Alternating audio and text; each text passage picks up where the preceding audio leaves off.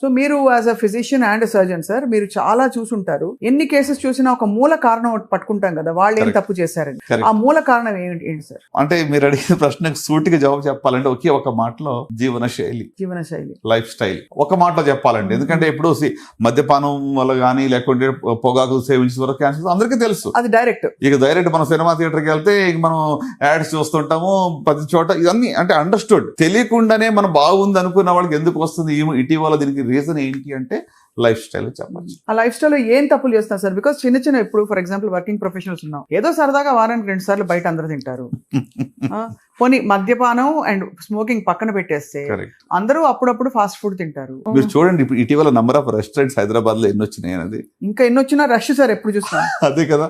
అంటే ఎంత unlimited food అని పెట్టడం వల్ల ఈ బఫే వాటిలో అంటే డీప్ ఫ్రైడ్ ఫుడ్స్, లేకుంటే ప్రాసెస్డ్ ఫుడ్స్, లేకుంటే రెడ్ మీట్, అది కాకుండా మరి బేకరీ ఐటమ్స్, కేక్స్, ఇవన్నీ కూడా కన్సంప్షన్ పెరిగిపోయింది. దీనివల్ల ఏంటంటే మన యొక్క ఓవరాల్ సమతుల్యత బాడీలో దెబ్బతింటా ఉంది. సో ఫుడ్ అనేది ఫండమెంటల్ ఫర్ అవర్ హెల్త్ అండి. అంటే you are what you eat. మనం ఏం తింటాం అది అవుతాం మనం, అంతే కదా.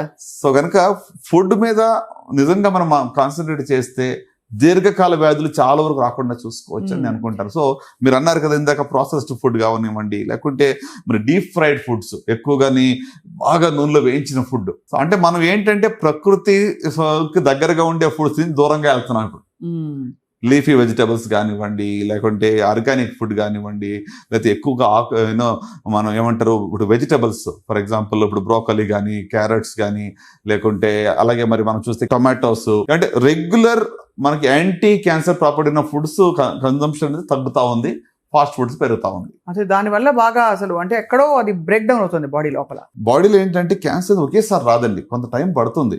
వేర్ అండ్ టేర్ బాడీలో జరుగుతూ ఉంటుంది. ఎగ్జాంపుల్ అప్పుడు ఆ టైంలో ఇప్పుడు కొన్ని పదార్థాలు ఏం చేస్తాయి, స్టిమ్యులస్ గా పనిచేస్తాయి. ఇప్పుడు మీకు ప్రాసెస్ మీట్ కానివ్వండి, లేకుంటే consumption of deep fried food, ఇవన్నీ ఇందులో ఉన్నటువంటి కార్సినోజన్స్, రైట్, అవి ఏం చేస్తాయి, స్టిమ్యులేట్ చేస్తాయి. అదే ఫర్ ఎగ్జాంపుల్ బ్రోకలీలో మీరు బ్రోకలీ లేకుంటే టొమాటో లేకుంటే క్యారెట్స్, వీటిలో లేక లీఫీ వెజిటబుల్స్ తీసుకుంటే క్యాన్సర్ ని డీటాక్స్ చేసే కెపాసిటీ ఉంది. బాడీలో కొన్ని ఎంజైమ్స్ ఉంటాయి, క్యాన్సర్ కణాలను చంపేస్తాయి.